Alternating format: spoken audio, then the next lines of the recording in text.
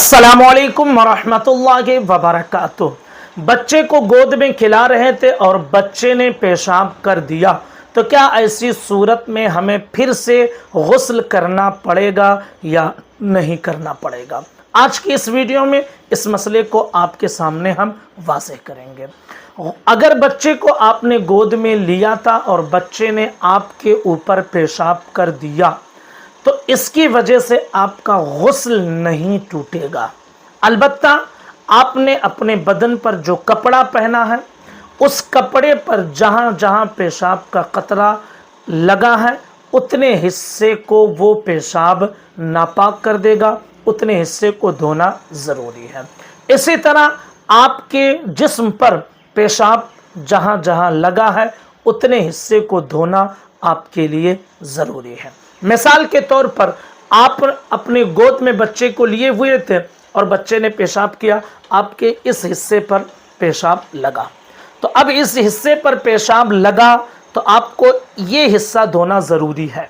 अब जाहिर सी बात है, ये हिस्सा धोएंगे तो वो नीचे बहकर जाएगा, तो अगर किसी ने यहाँ से लेकर नीचे हिस्से को धो लिया तो इतना काफ़ी है, ऊपर धोना ज़रूरी नहीं है।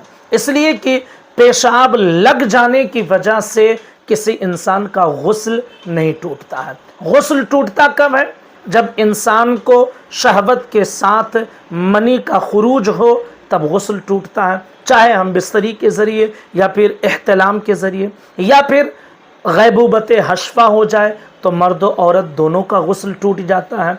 इसी तरह औरत है, हैज़ व निफास से पाक हो, तो फिर उस औरत पर गुस्ल करना ज़रूरी होता है। तो इन चीज़ों की वजह से इंसान का गुस्ल टूटता है और इन चीज़ों के बाद इंसान को गुस्ल करना ज़रूरी होता है। अब अगर बच्चे ने पेशाब किया है तो सिर्फ जहाँ पेशाब लगा है उतने हिस्से को धोना ज़रूरी है। कपड़े के भी उतने हिस्से को अगर आपने धो लिया तो काफ़ी है, बदन के उतने हिस्से को आपने धो लिया तो काफ़ी है। आपको पूरा गुस्ल करने की ज़रूरत नहीं पड़ेगी, आप पर गुस्ल वाजिब नहीं हुआ है। बाज़ लोग ये समझते हैं कि बच्चे ने पेशाब कर दिया तो गुस्ल टूट जाता है।